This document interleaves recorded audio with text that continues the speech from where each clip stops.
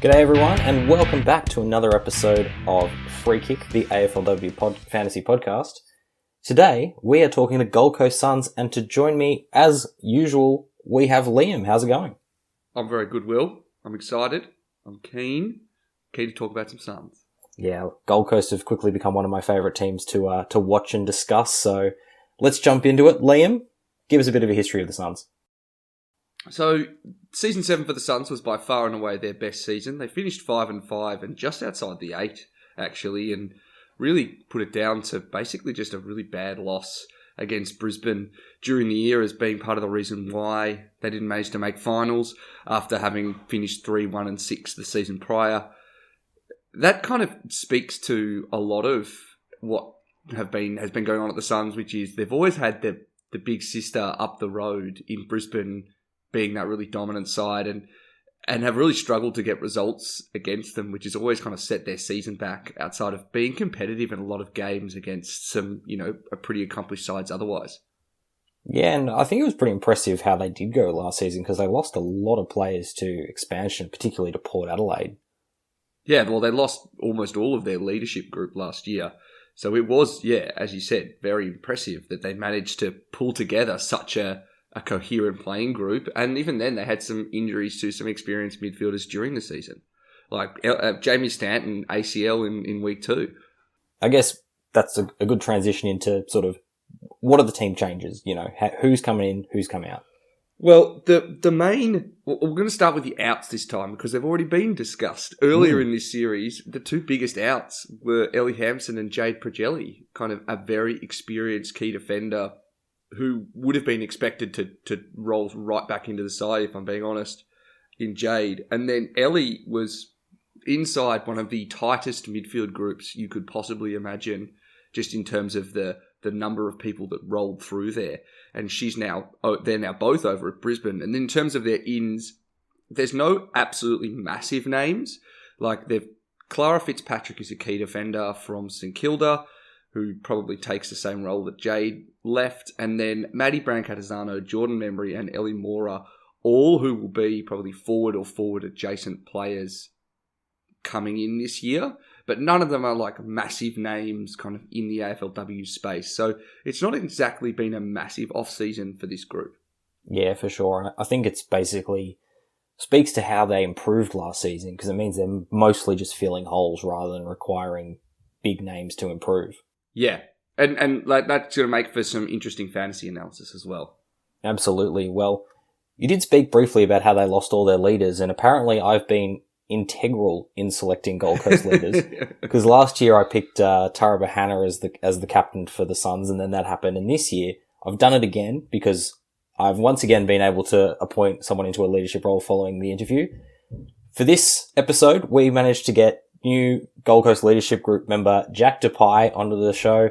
One of the best interviews I reckon I've done. It was great fun to chat to her. So let's jump straight into that now. How's it going, everyone? I'm Mel, and today we have a special guest interview with Jaq Dupuy from Gold Coast. How are you going? Really good, thank you. And joined by Will, of course. How's it going, Will? I'm very well as well. Awesome. Thank you for coming onto the show. At time of recording, preseason has just started. So how's that been going? How are you? Yeah, really good. Thanks for having me. I'm excited to chat with you guys. Preseason kicked off last week and vibes are up. We're having a ball. I don't think many people enjoy the hard work of preseason, but I think we're just, loving being back, and it's been, a big break and also a big build up. So it's just awesome to be back around the club with everyone. Yeah, and Season 7 was such a great season for the Suns. There was a lot of rapid improvement. You finished the year just outside of the finals with a 5-5 record. So I guess what were the key takeaways from last season that you bring into this season? Oh, so much. You're spot on. Like, we obviously improved from our season before in season 6. And I think the biggest takeaway is that, that was a foundation season for us, I guess, season 7, and we're able to just build on that foundation going into season 8. And even just, coming off the track tonight, it really feels like that. It doesn't feel like we had I don't know, however many month break it's been. Feels like, we're just setting off where we left things at the end of last season. So that's super exciting. And I think, with the additions that we've made in the off season, we're looking really good, and it just feels great to be back around the group, and everyone's stoked to be here, which is cool. Awesome. So we did a couple of these interviews ahead of season 7, and we managed to have an interview with Tara Bohana, which was very exciting. And Will called out that he reckoned she would be captain, and then she was. So, I was very very proud of that one. Actually, that was my biggest call for the year that actually paid off. No, it's a huge call, and I'm not surprised that you picked it, because she's a legend, and you can tell as soon as you chat to her that she is a leader at foremost. Well, I guess in that sense, we kind of wanted to actually just ask about that, because she's obviously had a very incredible story rising up through the ranks. So with all the changes that you did have last season, you basically lost your entire leadership group. How important was that leadership, and what was it like playing alongside her in the forward line? It's awesome.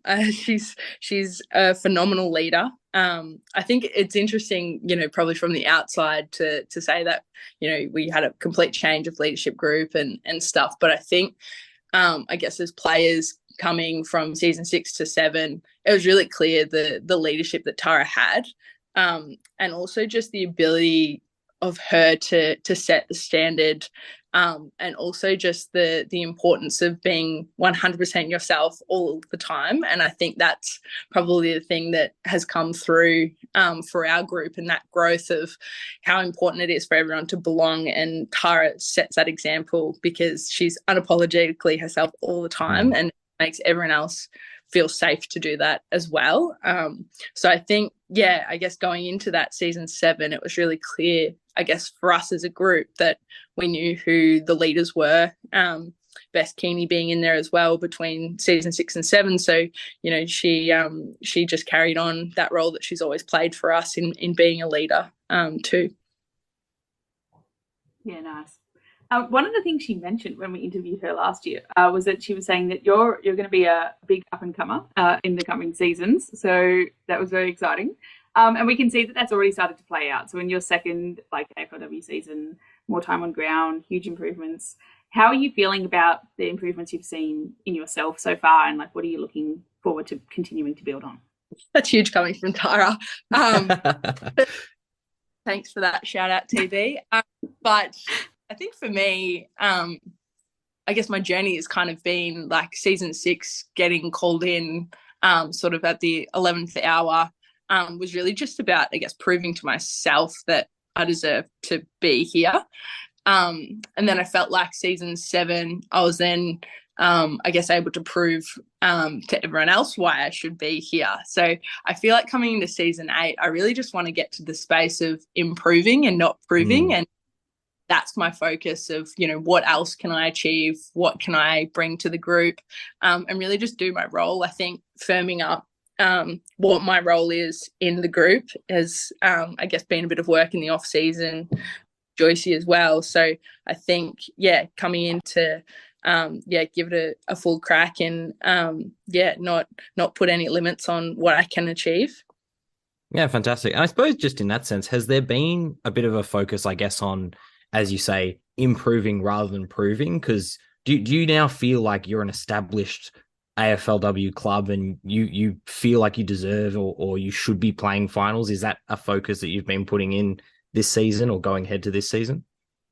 I think for us, in the sense that we don't think we need to be proving anything anymore. It's more about, I guess, internally, the standards that we're setting for ourselves, and not shying away from the goal of making finals and winning a premiership and all of those things. That's what we're here for. That's what everyone in the league is here for. Yeah, of course. So I think for us, it's about, okay, what do we need to get right internally, and just building on that foundation that we've built over the last 2 seasons with Joycey at the helm, means that, you know, we've got a really clear game plan on what we are setting out there to do. And I think that that's the focus of, you know, we want to execute that game plan for longer than we have in previous seasons.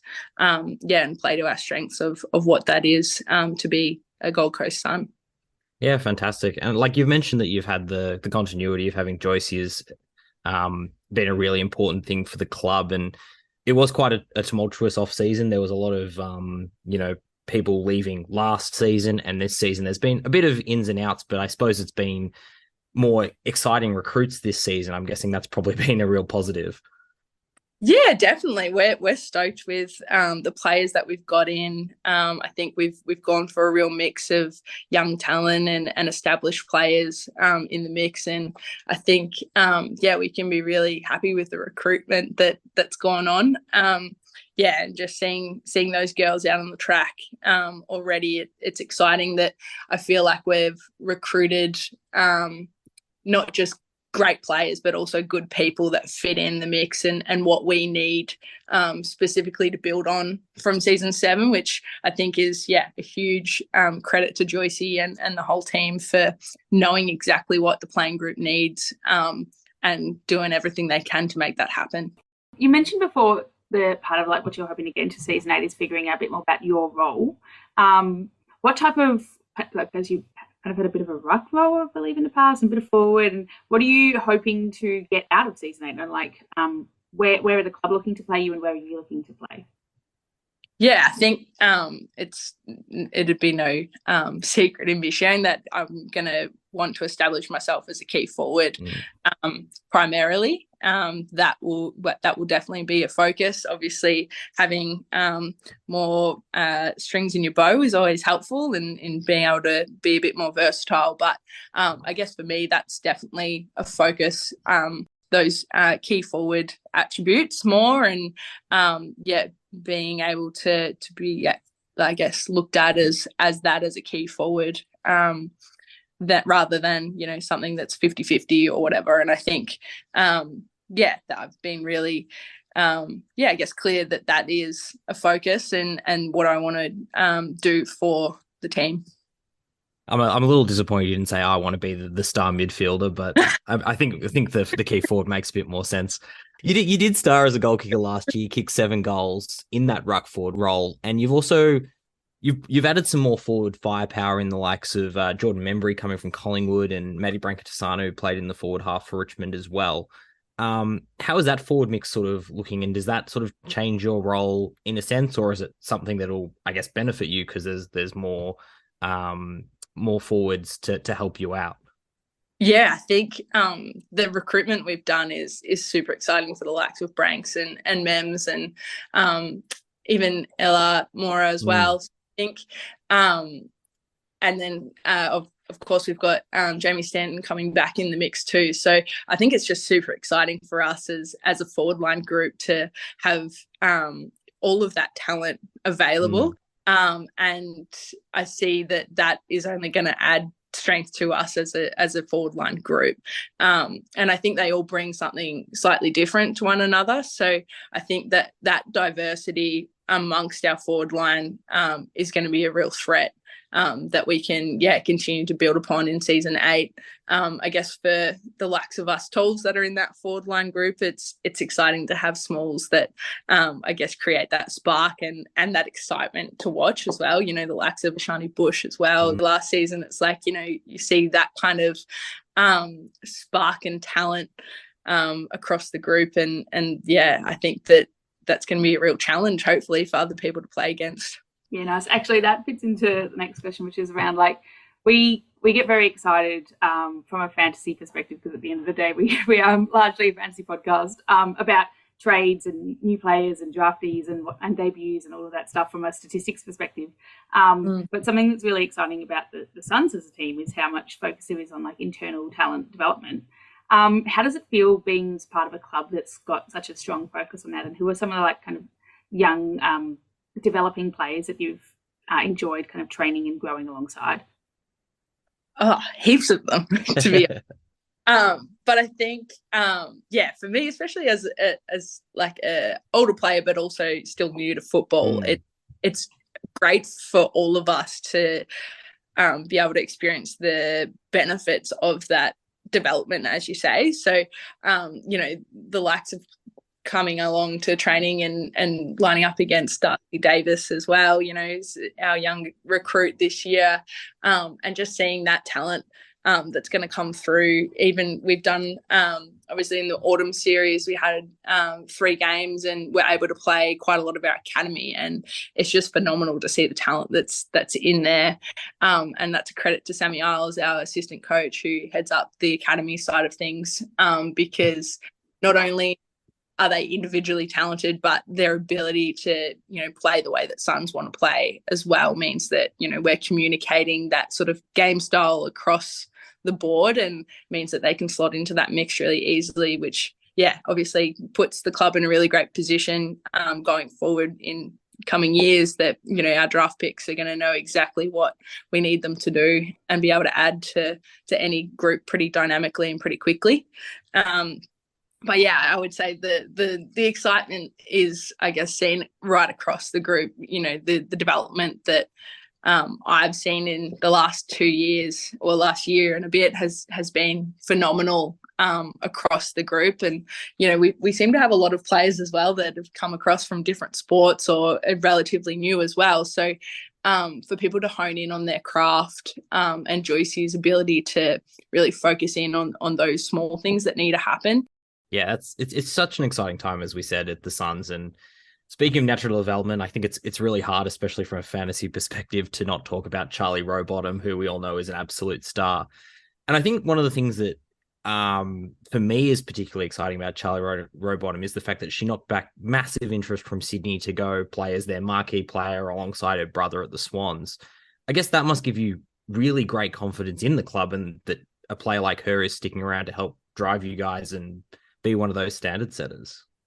Yeah, definitely. 100%. Charlie is a beast when it comes to skill, but also training, and the standards that she sets for the whole group is, a benefit to all of us. I think you're spot on in being able to attract talent like that. I think the club is in a really great position, and once people get in these 4 walls, it's pretty clear what we're all working towards, and the contribution of individuals is going to be what gets us over the line and gets us to where we want to be. So people like Charlie in the ranks just adds to that, and sets that standard even more. But I think overall, like, it's exciting to get out on the track and know that you've got 30 competitors that just want to give it your all. And I think that's probably something as a team that we pride ourselves on, and being hard contested players, and that's the way we want to play. So, having people at the front there like Charlie, you're never going to back down from a battle when you've got a contested ball winner like that. Yeah, absolutely. Although I will say, if Charlie Rowbottom can be a midfielder at 180 centimeters, I'm sure you can as well, Jaq. So don't worry. It's certainly not the first time I've made the comment of put me in there, coach, let me have a crack at it. But my running capacity is nothing like Charlie Rowbottom's. not yet, at least. But I do remember last year Tara Bohana saying that a lot of the players were sort of training and cross-training across different roles. Has that really fed into that natural development as well? The fact that a lot of your players are capable of playing across the park and getting that experience, just doing a variety of roles? Yeah, definitely. I think versatility, like I said, and that adds to that diversity of the playing group, and that's what you want. And I think Joycey has a real focus on making sure we're developing our weapons as much as our work-ons, those areas that are room for improvement. And by going into different positions and being able to play a variety of roles, I think you're able to really hone that craft and make sure that you're not just making the good better, but also, building up those areas that, might not always be your fallback thing. So, I think that means that it's competitive as a playing group, but it's also, exciting to be able to, learn from each other and build each other up by sharing those weapons across the board. So one final question that we like to ask all of our interviewees which is the one we asked Tara last time as well. If you can name one player that's going to have a huge improvement in season 8, either like a new player that's finding their feet or someone that's been working on themselves a lot and is expected to have a big year, who would you put down? I think this is going to be a bit of a breakout season, even though I know that she's played at the club for a number of years now. But Lucy Single has been trained at house down, and I think the ability for Lucy to add just more strengths to the ever-growing list of strengths has been huge. Her, I guess, leadership and willingness to step up and just bring 100% of herself to everything is really exciting for us. And I think, she's the one to watch out for this season. It's actually interesting you say that, because that's a player that we've been looking at with a lot of interest. So I'm very excited to hear that from you. Last year, Tara actually said Daisy Darcy, and Mel and I were just thinking it'd be very funny if you said her as well. But Lucy Single, that's a fantastic pick, because that's a player, once again, that we were watching with great interest. So very fantasy relevant player. I think she'll get you some points. But definitely don't discount Daisy Darcy. She's a superstar in and of herself. There's plenty that I could probably say, but I think I'll put my money on Lucy. Yeah, and one Jaq Dupuy in the forward line as well for the big points, I reckon. Those full forward points. See how we go. Awesome. It's been such a pleasure. Thank you for joining us for the chat. No, thank you so much for having me. Thank you. Cheers. Yeah, great stuff there. And I said it before the interview, but I can't believe I picked another leadership group member. You've really been part of their selection process. Yeah, absolutely. Oh, okay. Well, before we announce it, we'll throw it on with Will, have a chat. Yep, definitely. Look, I think me and Mel were pretty happy to hear some interesting names in that discussion, but the important thing here is who you reckon is important. So, Liam, let's jump into your top 5 for the Suns. Who do you have as your most fantasy relevant Sun? It's a player that you did mention in the interview, and it's Charlie Rowbottom. I think we really did see an explosion last season. She took her average up from a 67 all the way up to an 89, which makes her a top 10 fantasy player this year, well, for last season. The reason why I've got her as the most relevant is I'm really just trying to think about like who could actually take that next step up into the kind of uber elite frame. And if you watch Charlie Rowbottom, you know that she gets so many of her fantasy points from inside game. It's not like she's already got a necessarily like well-rounded inside and outside game. The fact that she's able to average that 89, whilst amongst, I think, like the top 15 scorers, I think she might have close to the fewest marks and the fewest meters gained, speaks to the room for growth that she has. Like I see a world where Charlie Rowbottom pushes into that kind of top 5 echelon. Yeah, I completely agree. And she's still 20 years old, you know. She's played 1 year. 1 year of so football. much scope for improvement. I think Charlie Rowbottom's a huge chance to become a regular 90-plus averaging player over the next decade, I suppose. So I think this is a great option. And obviously it's difficult kind of to see linear growth from players. Like if it was a keeper league and you could have this player forever, like Charlie Rowbottom would be very high on the list of players you'd need. But I don't know necessarily if this like slam dunk, that's where she's going to go. But I think unlike when we talked about Geelong, there was like other players in the mix that meant that, I was a bit trepidatious about saying that all players would increase. I think it's actually the lack of like another superstar in that midfield that means that it's Charlie Rowbottom's oyster. Like she can really take the game wherever she wants to go. And I think that could lead to a mid to high 90s average.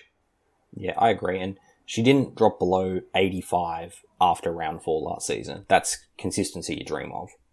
Oh, she was absolutely ridiculously consistent and a caption option too.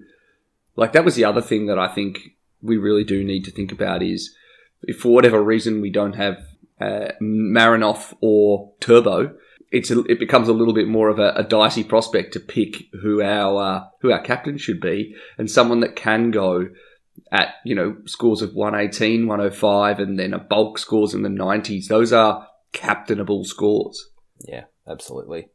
So your number 2 is a player that interests me because 2 years in a row, this is a player who's been very highly spoken of by our interviewees. Yes, but I want to just preface this by saying we've really changed the tenor of player we're talking about here. Like, Charlie Rowbottom's absolute fantasy superstar top pick. Then we're moving across to Daisy Darcy, who is a completely different fantasy player and has nowhere near the same fantasy pedigree. But there's just something about the way she plays. Like, she is clearly very talented. I think she was the youngest ever player to get drafted to the AFLW. So even though she's about to start her 4th season of football, I think she's still only 19. And she has that kind of very natural, talented, like, you're playing down as a back at the moment, down in defence, but looks very natural on the ball, has a great kick.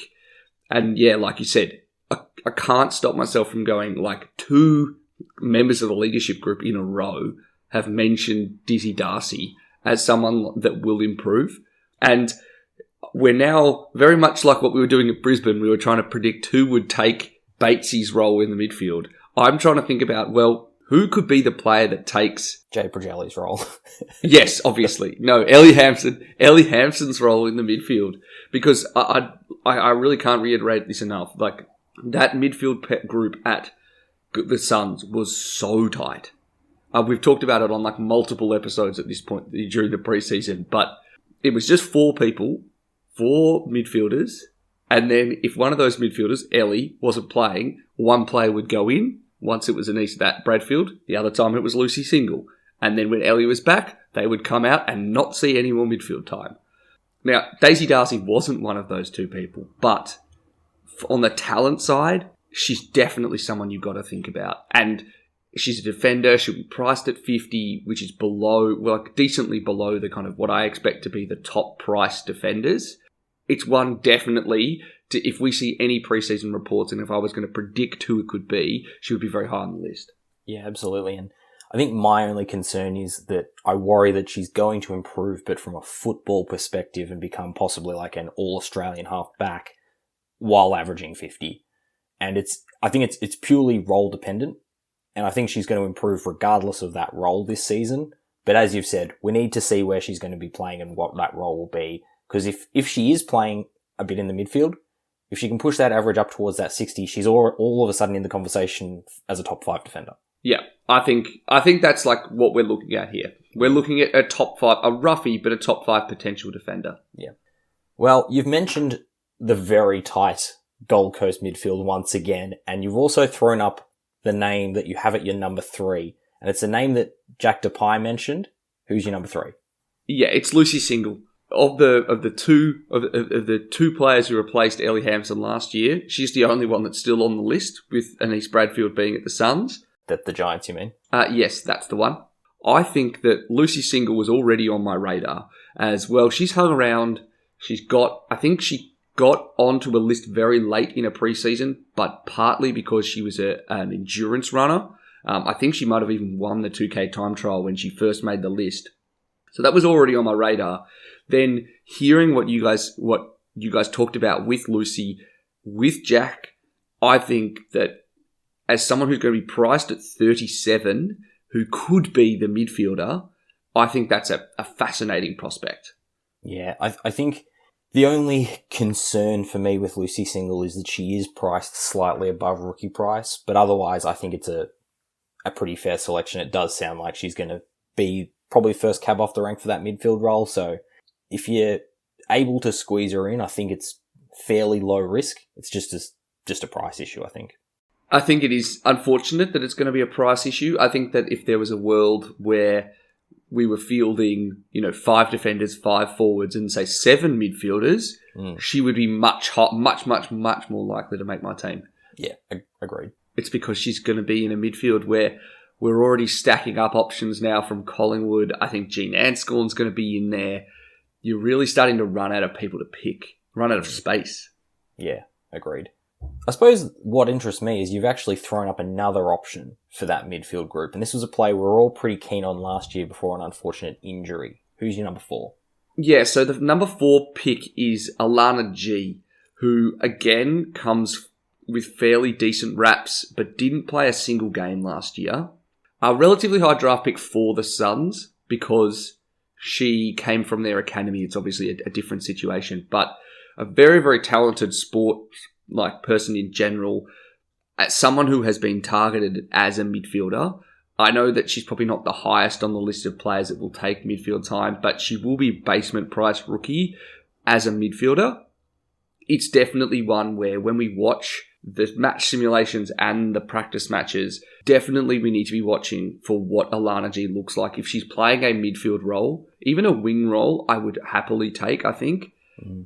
It's definitely a name that we need to have on our watch list, because she was talked about last preseason. It's unfortunate we didn't get her. We just need to keep watching out for her, because I do think there's some fantasy pedigree there.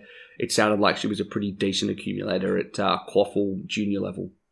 Yeah, and I think that you're right. It's going to be what role she gets, how she can fit into that team, and I even wonder if she might be the sort of player that could be a bit of a Lucy single next season, where she'll play a few games with a lowish average and then can burst onto the scene next year. But if she gets early game time, particularly, she could be a good option. Otherwise, she might be a downgrade option. That's also possible. It might be one of those ones where she doesn't start the season, but if she comes in later, it's a name that you definitely need to be pre-aware of. Yeah, I agree with that. So, usually we reserve the special for the non-host, but you've got a pretty special one here as your number 5, and I really like this one. It's a bit more specky. Who have you got at number 5? Well, okay, you say it's speculative, but I'm going to defend myself here. So the 5th player I've got is Cara McCrossan. She came in as a draftee towards the back end of the recent supplemental draft. She is out of the Casey Demons last season. Sorry, Casey Demons VFLW side, but originally from Ireland. Now, I'm mentioning her because we actually have some data for what she looks like playing at a decent level of football, and she'll be basement priced. Unfortunately, the Suns don't have a swath of super highly relevant players, so I've thrown Cara McCrossan down. She played as a forward and as a halfback for the Casey Demons. She has a ceiling in the 70s. I think that there's reason to believe that if she's named not as a midfielder in the game, as a defender or a forward, I think you could quite reasonably have her as someone at the end of your bench. Is someone who could maybe average 30 to 35 points. We've seen that when she kicks goals, like in a prelim final for Casey against the Southern Saints, she had 15 touches and a goal and 75 points. That's a pretty good fantasy pedigree. I think that that's definitely a name again for your black book. Even if she doesn't start the season, she'll be basement priced. And there's some fantasy pedigree there. Yeah, agree. To me, that sounds like a classic future downgrade option. Yeah, 100%. Yeah. But that's the thing with the Suns. They're not filled with super highly relevant options all the time. But players like this, where we've got data to back up the fact that we know that they've played at a decent level before, and they're coming into a side that may need that kind of forward goal scoring, we'll take it. Yeah, for sure. It's now time for everyone's favourite section, which is the host special, so the Will special. I do want to quickly say apologies to Ali Drennan, who we have completely ignored despite being a very consistent fantasy scoring midfielder. But the player I've gone for, we've mentioned her before, Jamie Stanton. ACL injury last season, had an average of 18 due to a 0 in the second round when she did it. She's going to come in underpriced. We think she'll be priced around about a 53, which puts her in that awkward injury sort of area. I think it's definitely an option. She's capable of consistent plus 60 averages, so you're probably going to get a fair bit of a price increase. The one caveat for this one, and I know you're itching to say it, is we've got players like Bree Davey and Britt Benici. I don't think she's got the ceiling there. But it's one of those ones where if you decide to go completely injury in your midfield, so you go Davey, Benici, Stanton as your M3 to get money elsewhere, it would be an interesting tactic. But I think that there's value there. I'm not sure the value's there the same as probably some of those other ones. Well, I don't even need to be on these episodes at this point. You throw out these player names and you go, I know what you're going to say. Yeah, That's what I would have said.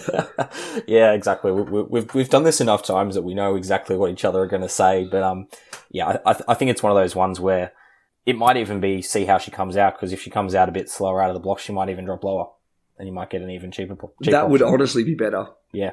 So I think that's probably a pretty good summary of the Gold Coast Suns. We might wrap it up there. So as always, go check out our socials at FreeKickWPod on Twitter and Instagram. We've got the Gold Coast Best 21 up for you to give a bit of a look at. In the meantime, we're going to keep going with this series as always. Liam, where can they find you? And you can find me on Twitter at Liam AFLW Fantasy.